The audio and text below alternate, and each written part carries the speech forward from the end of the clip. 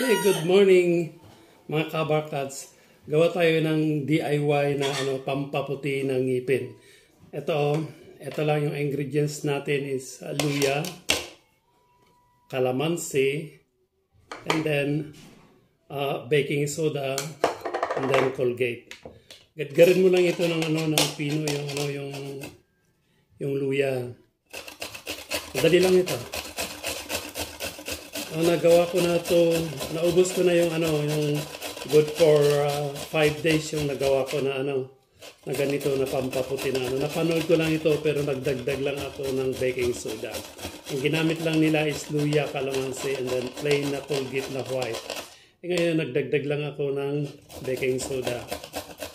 Pero lang kasi na-try ko nang bumili ng doon sa TikTok yung pampaputi ng ng ngipin. Hindi yun effective sa akin. Ewan ko sa mga iba pero sa akin hindi. 2 beses na akong bumili hindi. Pero kinakita ko to effective sa akin. So tingnan natin ito na. Ito na yung luya na kudkod natin. Lagyan na lang natin dito. Then yung kalamansi. Kahit 5 kalamansi lang ang gamitin mo. Yan. Diba? At promise nagawa ko na to. Ipapakita ko sa ngipin ko. Ang puti na ngipin ko. Hindi yung natanggal na yung maistin. Naglagay itong luya kasi may kanya-kanyang kasi na function para gamitin niya yung stain. Tapos yung calamansi, meron din siya tinatanggal din yung stain yung mga yellow na ngipin natin. And then, ilagay na natin yung baking soda. Magbubula yun pag ilagay mo doon sa baking soda. Sayang yung ilagay na natin. Tapos, any kind of Colgate basta puti. Yan. Ito ang gagawin ko na to is tako. This is good for 5 days ulit kasi natanggal na. Nagamit ko na yung 5 days kanina. So, naubos ko na. So, gumawa na ulit ako. I-mix lang ng bahagya na ganun lang. Naman nagbubula kasi naglagay ako ng baking soda. Pero pag natapos na to, magsusubside, matatanggal na rin yung bubbles niya, mag-sticky na siya.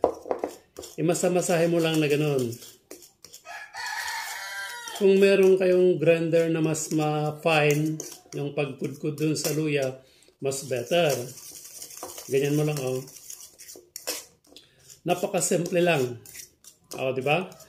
Dito lang sa bahay lang pala natin ang na kompleto. May luya ka na. Kung may luya ka na, may kalamansi, may baking soda, at saka luya. Yan ang ginamit ko. Ito na Ayan. Gamitin ko ito good for 5 days. At para i-try ko ulit, tinan ko kung hindi ko na sinasabi na talagang puting-puti pero natanggal. Natanggal yung mga stain dun sa ngipin ko. Nakikita Paano pag magamit ko ulit itong second batch na to? Pang second batch ko na to na gawin. Ang ginagawa ko lang kasi ito kung minsan twice a day, kung minsan once a day kasi kulang ang oras. Pati pagbabrush kulang sa oras. Pero kayo pag may time kayo, mas better gawin ito 3 times a day. Mas mabilis ang epekto sa inyo. I-try ninyo, promise. Ito Ayan. Ito pwede na to. Tinan mo natanggal na yung bubbles. Lalo mamaya pag na to, nag-i-sticky na siya. Igaganyan mo lang yung brush tapos gaganyan mo. Masarap yung lasa niya, yung may pagka-aroma kasi medyo manamis-namis at maasim-asim at maalat-alat yung lasa niya pag natikman mo to. Kasi meron siyang luya, meron siyang tawag doon baking soda, calamansi, at saka yung puti na Colgate ang ginamit ko. Gamitin ko ito, this is good for 5 days. Diba? Ilagay mo lang sa ref. Pero ako hindi ko nilalagay sa ref. Tinakpan ko lang ng gusto para nakasil. Sa okay na yun. Hindi naman siya nasira kasi yung kalamansi na ilagay, that is preservative. Kaya hindi naman siya nasira. Pag nailagay ko kasi sa ref, tatamarin kong kukunin yun pag magbabrush. Gagamit ako ng toothpaste. Ganun. Kaya dito lang ako. Tinatabi ko lang dito sa may lababo ko. Ito na Ayan, transfer ko na. Ito na yung outcome. Diba?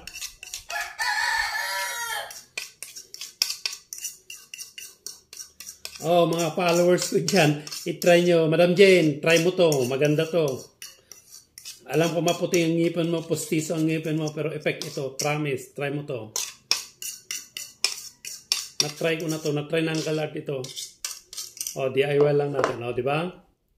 Oh, ito na. Ito na yung outcome, yung ano, yung ginawa na natin, ano, nag-ano na siya, nag-sticky na siya.